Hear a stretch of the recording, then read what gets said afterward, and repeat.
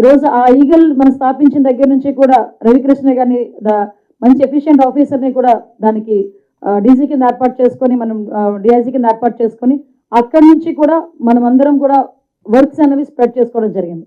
Eagle teams ఏర్పాటు చేసుకోవడం దగ్గర నుంచి ఈరోజు ఈగల్ టీం పరిస్థితి ఎలా ఉందంటే ఇందాక నేను మాట్లాడుతుందో చెప్తున్నారు, అందులో ఉన్న ఒక కానిస్టేబుల్ కూడా ఈరోజు మాట్లాడాలి అనుకుంటే మొత్తం టీంలో వాళ్ళు ఏం పని చేస్తున్నారు మొత్తం అంతా కూడా ఒక మోటివేషన్ ఇవ్వడానికి ఒక 20 minutes ఒక కానిస్టేబుల్ కూడా డైరెక్ట్గా మాట్లాడగలరు. అంటే ఈరోజు జనరల్గా ఉన్న పోలీస్ కూడా ఏదైనా కంప్లైంట్ పెట్టాలంటే ఈగల్కి పనిచేస్తున్న కానిస్టేబుల్ ఫోన్ చేసి మేము ఏ యాక్ట్లు పెట్టచ్చు, మేము ఏంటి ఏ రకంగా మేము దీన్ని ప్రొసీడ్ అవ్వచ్చు అని అడిగే పొజిషన్కి ఈరోజు చేస్తుంది. అంటే ఈగల్లోని 3 టాస్క్ ఫోర్స్ కేంద్రాలుగా పెట్టుకున్నాం.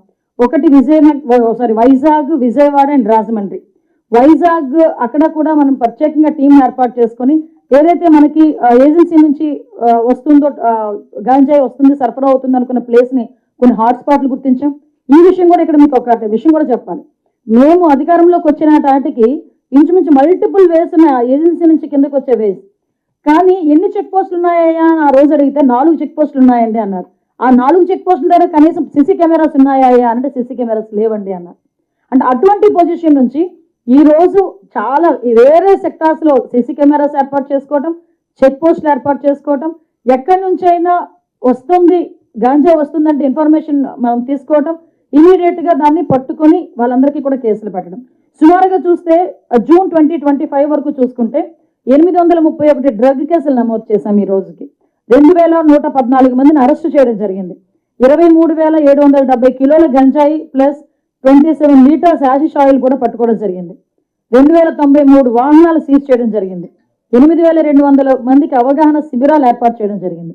ఇక్కడ ఈ హ్యాషిష్ ఆయిల్ దగ్గర ఒక విషయం చెప్పాలి, నేను మొన్న పాడేరు వెళ్ళా ఈ ఆల్టర్నేటివ్ క్రాప్స్ డిస్ట్రిబ్యూషన్ చేయడానికి నేను రవికృష్ణ గారి ఇద్దరం కలిసి వెళ్ళాం. యాక్చువల్గా అక్కడ మాట్లాడుతుంటే నాకు కలెక్టర్ అండ్ ఎస్పీ ఒక విషయం చెప్తే షాకింగ్ నాకు నిజంగా. లాస్ట్ గవర్నమెంట్లో 2019 to 24 ఇన్ బిట్వీన్లో ఈ గాంజా పెంచడం ఒక ఎత్తు, గాంజాను సరఫరా చేయడం ఒక ఎత్తు అయితే ఏదో కుటీర పరిశ్రమ లాగా స్మాల్ స్కేల్ ఇండస్ట్రీ లాగా ఈ గాంజా నుంచి ఈ హ్యాషిష్ ఆయిల్ ఏదైతే తయారు చేస్తారో ఆ మిషనరీస్ని ఇంట్లో పెట్టుకున్నారంట. ఇంట్లో పెట్టుకుని వాళ్ళే ప్రిపేర్ చేసి ఆ ఆయిల్ని కూడా సరఫరా చేసే పొజిషన్. ఎప్పుడైతే మనం ఈగల్ ఎస్టాబ్లిష్ చేసి ఈగల్ తాలూకా యాక్టివిటీస్ పెరిగినాయో అప్పటి నుంచి మొత్తం వాటన్నిటినీ కూడా వాళ్ళు వదిలేసి వేరే వేరే రాష్ట్రాలకు కూడా తీసుకెళ్ళిపోయే పరిస్థితి. వాళ్ళు ఇక్కడ మనకు అటువంటి ఆపరేషన్స్ కూడా ఏమీ లేవు, జీరో ఆపరేషన్స్, అటువంటి ఆపరేషన్స్ అయితే జీరో. ఇది కూడా one of the best result. ఈరోజు మేమందరం కూడా మీకు అందరికీ తెలుసు ఈగల్ అంటే ఒక గాంజాని మీరు అక్కడ నుంచి సరఫరా ఆపేస్తే సరిపోతుందా అండి అంటే కాదు. లాస్ట్ గవర్నమెంట్లో very sorry to say school బ్యాగుల్లోకి వెళ్ళిపోయిందండి. స్కూల్ బ్యాగుల్లోకి గాంజా ప్యాకెట్స్ నాకు పెద్ద టాస్క్ అయిపోయేది అనమాట. హోమ్ మినిస్టర్గా మేము ఉన్న తర్వాత సీఎం గారు ఎక్కడికి వెళ్ళినా మా అమ్మాయి ఇలా గాంజాకి అలవాటు పడిపోయారని, మా అబ్బాయి ఇలా గాంజాకి అలవాటు పడిపోయారని చెప్తా ఉంటే భయం వేసేది. అందుకని ఆ రోజు నుంచి ఈ రోజు వరకు మేము అదే దృక్పథంతో ఒక యజ్ఞం టైప్లో మేము చేయడం జరిగింది. ఈరోజు ఈగల్ క్లబ్స్ని ఏర్పాటు చేసుకున్నాం.